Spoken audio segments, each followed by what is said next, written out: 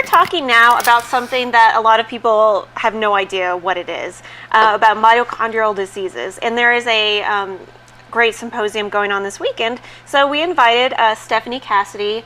She is a UMDF Ambassador here in New Mexico. What else is she? Oh gosh, and she's a mom, and she's a sister to me. There you go. There you go. Ding, ding, ding. And we also have Lindsay Balmer, and she's actually a patient of Mito, so she can kind of give us a little bit of background about what a mitochondrial disease is. Good to meet both of you. So. Me too. Nice to meet you. Thanks for being here. Well, all right, I want to know, what is Mito? Mitochondrial disease is caused by failing mitochondria. We have mitochondria in every cell of our body except red blood cells. So you can imagine the havoc it causes on your body when they start to fail because of a mutated gene or some other issue with your mitochondria. So it all depends on the type of mutation and how many are mutated.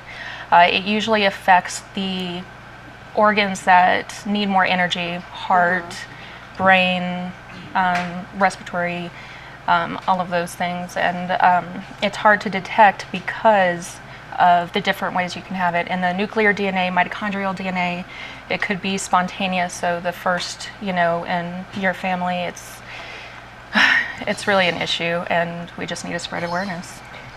And that's probably the biggest issue, is just not a lot of people know what it is. I mean, even doctors. Spreading awareness, yeah. Even doctors, it's something that changes every single day. There is something new that they find with it every single day.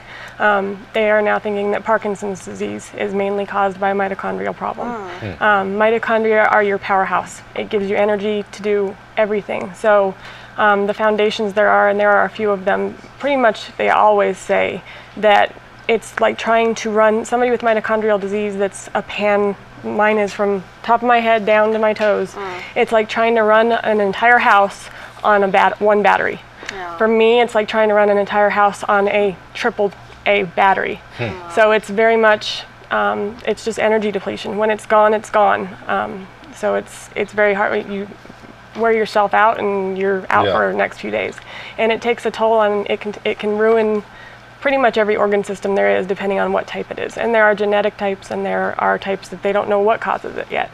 They think some viruses, they're starting to think that chronic fatigue syndrome could be a type of mitochondrial disorder. Wow. So it's all, it messes with your glucose. Everybody has glucose imbalances. There's a lot of cortisol imbalances involved. And it just depends on if it's something from birth that's very, very severe. There are a lot of infants that are born with it can die young, or there's also adults that can live well into their 80s, 90s that have it very mildly, and that was just discovered not too many years ago. It was, for a long time, it was thought that it was mostly children. So is it something that you have your whole life? Yes. Okay. Yeah, something can set it off.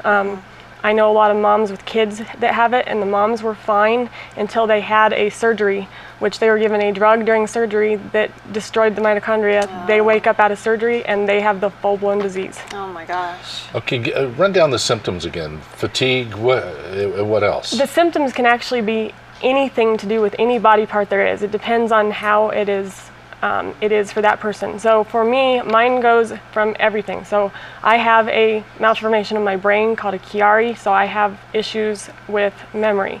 I have issues with speech. As it starts to deteriorate, I have issues. You can lose your eyesight. We know several people who have lost their eyesight, their hearing. Thyroid, it will destroy thyroid. I just had my thyroid out in May. The biggest thing it destroys is your muscle, because that's where you need the energy. So it just starts destroying muscle, myopathy, that kind of thing. Now, Stephanie, you have a kind of personal story. So how did you get connected to UMDF? Well, we had our first daughter on New Year's Eve 2007, and Madison Jean Cassady was born perfect, regular delivery, everything was perfect. She was perfect. And then we had noticed she started crawling pretty early, at about 5.5 months.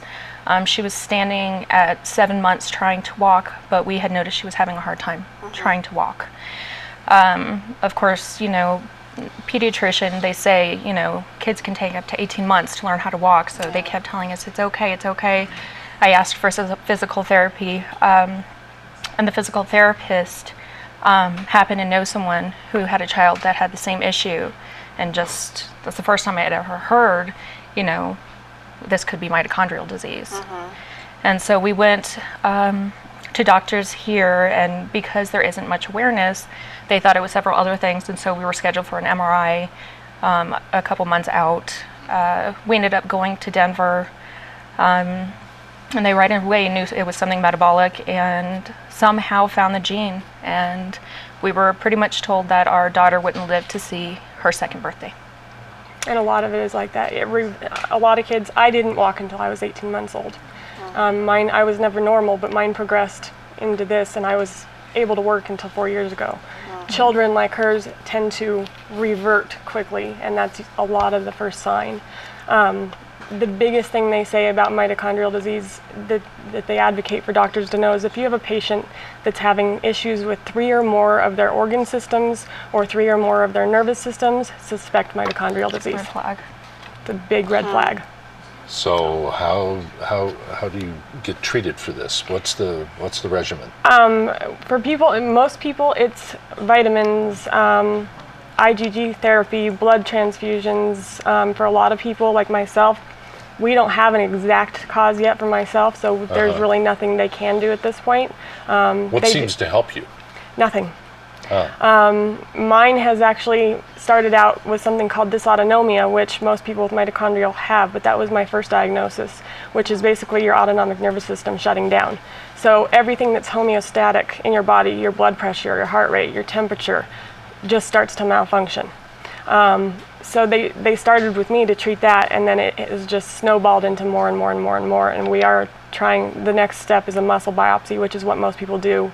With a muscle biopsy, they can usually kind of pinpoint certain problems. But there is really no cure at this point for any mitochondrial disease. There's a lot of them that you can be helped out and get older in life. Adults can be helped out with vitamins, but there is no cure for any of them that I know of. You either live your whole life or... Yep. There is a new drug that's actually, FDA is on a schedule to approve it within the next 18 months. It's the EPI 43, I believe, I might be mistaken. And it was actually tested on Lee's disease in children, and seeing these kids. I've only known a couple, or I've become friends with their parents on Facebook, but the progression that they've made, where they started looking better, they started gaining muscle, and so hopefully this can be approved soon and also help towards other treatments. Muscular dystrophy is it? I mean, anything that's underneath mitochondrial muscular dystrophy are all under that. It's all metabolic muscle diseases, so there's really none that I know of that can be actually cured. Yeah. Wow. I always say on the show I learn something every day, and I've certainly learned something today about this. And gosh, I wish you better health. Thank you very much. And where can we find out more info on this seminar and all that's going on? UMDF.org. You can connect through them, or you can email Hope, the number 4 mito @gmail.com for any other information. And it is happening this Saturday. The doctor that's coming in is Dr. Dmitry Niazov. He's from Ochsner Health in New Orleans, and he's my doctor, and he'll be the one that's doing the talk. And it's at the Marriott Pyramid North at 3 o'clock on Saturday. It's open to everybody. It's free to Lindsay, everybody. What a pleasure. Thank you. Wish you you. well. Stephanie, great to meet you. Nice to meet you. Thank you you guys for having us. Thank you very much.